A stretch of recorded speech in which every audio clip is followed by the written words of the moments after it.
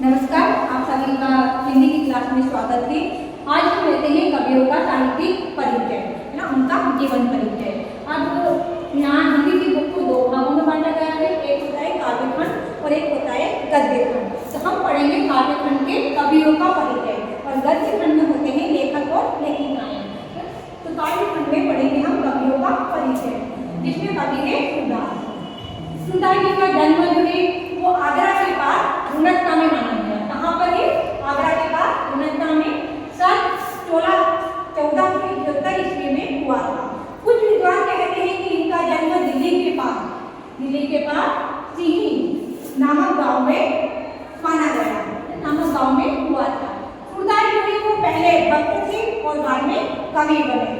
इसमें थोड़ा और ऐड कर सकते हैं कि वल्लभाचार्य की मुलाकात जो है वो एक घाट पर हुई थी। वहाँ पर सूरदास बैठे हुए थे और वल्लभाचार्य जी आए। सूरदास ने कुछ पद गाकर सुनाए, जिससे वल्लभाचार्य जी बहुत ज़्यादा खुश हुए और इनको अपने शिष्य के रूप में स्वीकारा, शिष्य बना दिया। और इतना ही नहीं, सूरदास जी जो है वो अष्टछाप के कवियों में सूरदास का महत्वपूर्ण स्थान है। अष्टछाप के जो 8 कवि थे उनमें सूरदास जी का महत्वपूर्ण स्थान रहा है। सन 1583 में गोवर्धन के पास में पारसोली नामक गांव था। कौन सा गांव है? पारसोली नामक गांव, जिनमें इनका निधन हो गया।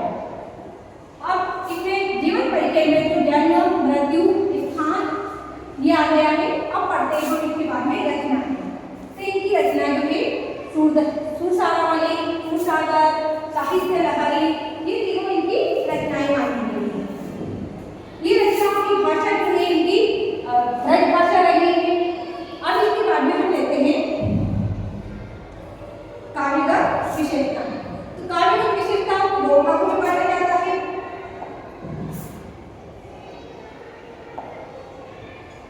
एक होता है भाव पक्ष और दूसरा होता है कला पक्ष। भाव पक्ष के अंतर्गत सूरदास ने गीत परंपरा को विकसित किया है, मतलब उसके पद जो है वो सुरसारावली, सुरसागर, साहित्य लहरी। उसके बाद हम आते हैं काव्यगत विशेषताएं। अब काव्यगत विशेषताएं मतलब काव्य के अंदर इनकी क्या क्या विशेषताएं रही है। तो इनका पहला आता है भाव पक्ष और दूसरा होता है कला पक्ष। भाव पक्ष के अंतर्गत आप लोग 2 या 3 पॉइंट लिख सकते हैं, जो आपको सिर्फ 2 नंबर में पूछा जाता है। लेकिन उसमें ये रहता है कि एग्जाम में या तो आपसे भाव पक्ष पूछ लिया जाता है या फिर आपसे कला पक्ष पूछ लिया जाता है या फिर हिंदी साहित्य में इनका स्थान क्या रहा है, ये पूछ लिया जाता है। तो काव्यगत विशेषता के अंतर्गत हम सबसे पहले पढ़ते हैं भाव पक्ष। तो भाव पक्ष में सूरदास जी के जो पद थे वो गेय पद थे। गेय पद्धति में ही है, सभी गाने वाले भी पद हैं, उनकी जितनी भी रचनाएं हैं वो गाने वाली भी है। सूरदास ने गीत परंपरा को विकसित किया है, मतलब उनकी जितनी भी पद है वो सब गेय हैं, गीत वाले भी रचे हैं। सबसे पहला वर्णन होता है इसमें बाल वर्णन। बाल वर्णन मतलब जो कृष्ण भगवान छोटे थे तो माँ यशोदा के साथ में क्या क्या क्रियाएं की थी, किस प्रकार से उनका जो रस है वो उत्पन्न हुआ था, तो उसके बारे में है। तो बाल वर्णन बड़ा ही मनमोहक था, यानी मन को मोहने वाला, मधुर था। मधुर तरीके से वर्णन किया है, जिसके कारण ही उन्हें वात्सल्य रस का सम्राट कहा गया है। कौन से रस का सम्राट कहा गया है? वात्सल्य रस का सम्राट कहा गया है। और वात्सल्य रस का स्थायी भाव होता है वत्सल। इसके बाद आते हैं हम रस योजना, मतलब उनके जो पद है उसमें कुछ न कुछ रस रहे होंगे, जिसमें श्रृंगार भी रहा है। तो श्रृंगार के दोनों ही पक्षों का चित्रण हुआ है ना, संयोग श्रृंगार और वियोग श्रृंगार। संयोग में जब वो राधा कृष्ण मिले थे उस वक्त का, वियोग जब वो दूर चले गए थे, तो माता यशोदा से कृष्ण भगवान भी दूर चले गए थे। तो दोनों ही श्रृंगार रस के दोनों पक्षों का चित्रण बड़ा ही मनोरम तरीके से हुआ है। इसके अतिरिक्त सिर्फ श्रृंगार रस का ही चित्रण नहीं हुआ है, इसके साथ साथ में शांत रस का भी हुआ है, वात्सल्य रस का भी हुआ है। दोनों ही रस का बड़ा ही अच्छे मनोरम तरीके से इनका चित्रण या प्रयोग किया गया है।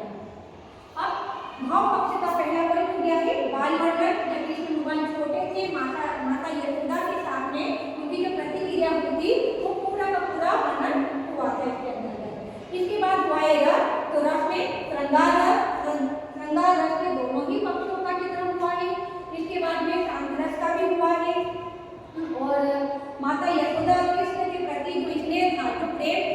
वो भी वात्सल्य के रूप में प्रयोग हुआ है। इसके बाद तीसरा आता है भक्ति भावना। उनके जो पद है उसमें जो भक्ति दिखाई गई है वही सखा भाव है। कौन से भाव की वो? सखा यानी कि मित्र भाव है। वे श्री कृष्ण के अनेक भक्त थे, उनके जैसे कोई दूसरा भक्त नहीं है। वो श्री कृष्ण थे, उस श्री कृष्ण को अपना सखा भी मानते थे और अपना मित्र सखा और अपना स्वामी भी मानते थे, अपना आराध्य भी मानते थे। उनके आराध्य जो थे वो श्री कृष्ण ही थे। इसके बाद हम आते हैं कला पक्ष। अब कला पक्ष के अंतर्गत क्या क्या आ जाता है? तो कला पक्ष में आ जाता है सबसे पहले भाषा। तो इनकी जो भाषा है वो रही है, इनकी भाषा ब्रज भाषा रही है।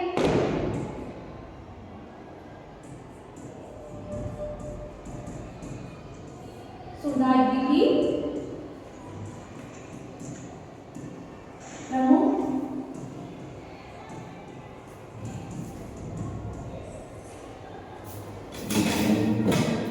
ब्रज भाषा रही है। सूरदास ने जिन पदों की रचना की है उनकी प्रमुख भाषा जो रही है वो कौन सी भाषा है? प्रमुख भाषा कौन सी है? वो है ब्रज भाषा।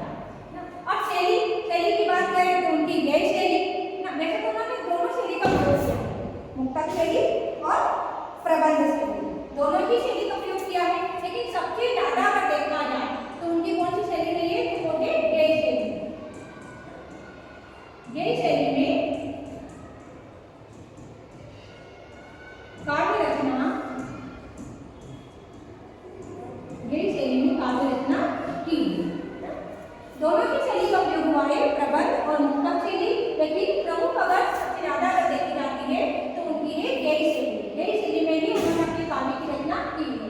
अब आते हैं अलंकार में। अलंकार में उन्होंने अलंकार को उनका सूरदास जी का जो वो स्वाभाविक अलंकार का प्रयोग किया है।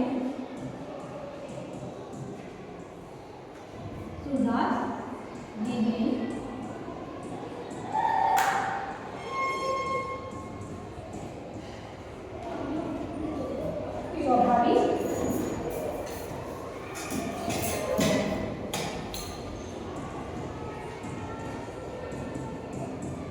अलंकारों का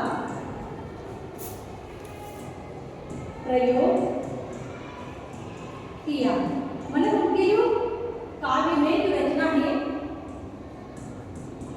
काव्य में जो रचनाएं की है उसमें बहुत सारे अलंकार हैं। स्वभाव यानी उनके काव्य में जैसे जैसे पद उन्होंने लिखे हैं वैसे वैसे अलंकार का समावेश होता गया है। तो यहाँ पर रूपक भी देखने को मिला, रूपक, अनुप्रास, रूपक अलंकार, अनुप्रास, पुनरुक्ति प्रकाश,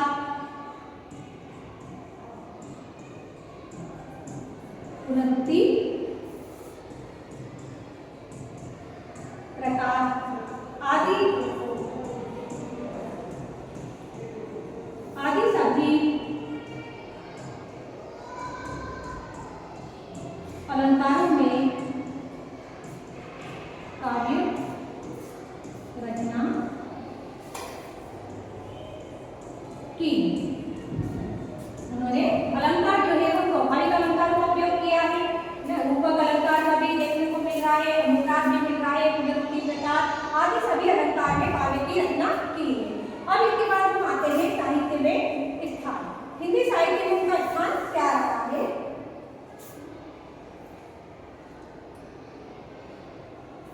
हिंदी साहित्य में उनका स्थान के बारे में पढ़ते हैं। तो हिंदी साहित्य में जहाँ तक मानना है कि सभी का प्रमुख ही स्थान महाकवि सूरदास जो है वो हिंदी साहित्य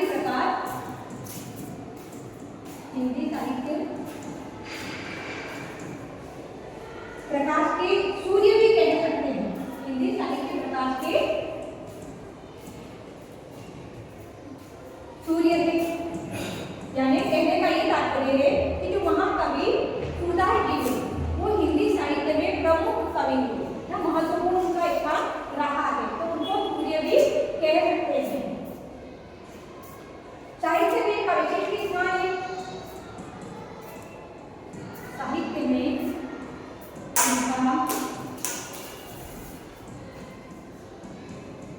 विशिष्ट स्थान थे। हिंदी के भ्रमर गीत की अगर बात करें तो उनके जैसा कोई कवि भी नहीं थे। फिर कोई डिबेट कर सकते हैं यहाँ कि हिंदी के भ्रमर गीत, हिंदी के भ्रमर गीत परंपरा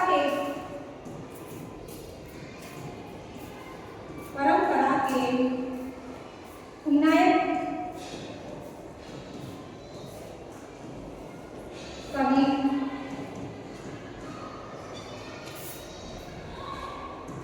महान कवि सूरदास, महान कवि सूरदास थे। चलिए एक बार और रिवीजन कर लेते हैं पूरा का पूरा। हिंदी साहित्य में इनका प्रमुख स्थान रहा है ना। हिंदी साहित्य में तो इनको सूर्य भी कह सकते हैं, सूर्य के भी उपाधि इनको मिलेंगे ना। मतलब साहित्य को इतना चमकीला बनाने में सबसे ज्यादा योगदान इन्हीं का है। साहित्य में इनका विशिष्ट स्थान रहा है, मतलब प्रमुख रहा है, मेन रहा है। हिंदी के भ्रमर गीत की बात करें तो उसके भी नायक कवि है, उनके जैसा कोई दूसरा नहीं है, एक महान कवि नहीं है। चलिए एक बार और इसका पूरा जीवन तरीके का रिवीजन करते हैं।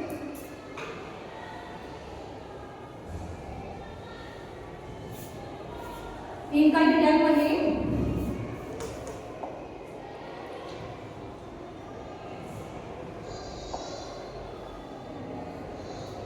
सूरदास जी का जन्म आगरा के पास नरका में सन 1471 ईस्वी में हुआ था। कुछ विद्वान इनका जन्म दिल्ली के पास सिंही नामक गांव में भी मानते हैं। सूरदास भक्त पहले थे, कवि बाद में बने। कहा जाता है कि गौ घाट में इनकी मुलाकात शंकराचार्य जी से हुई थी, जहां पर कुछ पद इन्होंने गाए थे, जिसके कारण सूरदास को अपना शिष्य बना लिया था वल्लभाचार्य जी ने। और अष्टशास्त्री की बात करें तो उन कवियों में भी सबसे प्रमुख स्थान जो है महत्वपूर्ण स्थान है और सूरदास जी का रहा था। सन 1583 गोवर्धन के पास में खारफली गांव में इनका निधन हो गया। इसके बाद उनकी रचनाओं की बात करें, इनकी रचनाएं जो है ये हो गए तुषारावली, तुषागर और साहित्य लहर, ये आदि इनकी रचनाएं हैं। काव्यगत की बात करें, काव्यगत की विशेषताएं, काव्य के अंतर्गत में भाव पक्ष और कला पक्ष दोनों आ जाते हैं। जिसमें भाव पक्ष में देखते हैं तो इनके जितने भी पद है वो सब गेय पद्धति वाले ही है, मतलब गाने वाले ही है, जिनके अंतर्गत इन्होंने बाल वर्णन किया है। कृष्ण भगवान और माता यशोदा का प्रेम जो था, स्नेह जो था, उसी के कारण ही उन्हें वात्सल्य रस का सम्राट भी कहा जाता है, जिसको हिंदी में दसवां रस नाम दिया है। इसके बाद रस की बात करें तो वात्सल्य रस तो पहले ही हो चुका है, उसके बाद में इनके पद में सांस रस भी देखने को मिलता है, कहीं कहीं श्रृंगार भी मिलता है। श्रृंगार के दोनों ही पक्ष देखने को मिलेंगे ना। जब इनका मिलन हुआ तब संयोग रस, और जब विरह जब तो वियोग रस।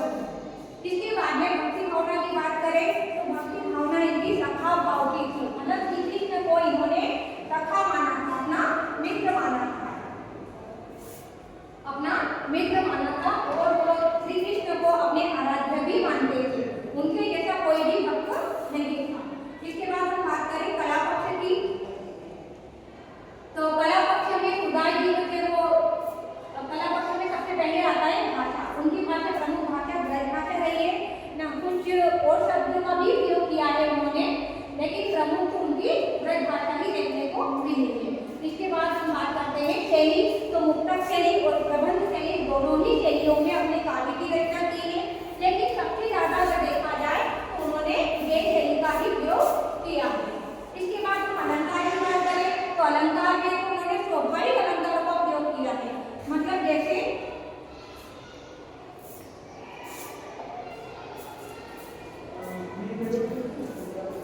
जैसे ही उनके जैसे पद थे उनके अनुसार ही उनके अलंकार भी है ना। जैसे कि रूपक अलंकार का भी प्रयोग हुआ है, अनुकार का भी हुआ है, उपनति प्रकाश का भी, जबकि सभी अलंकारों सहित उनकी काव्य की रचना हुई है।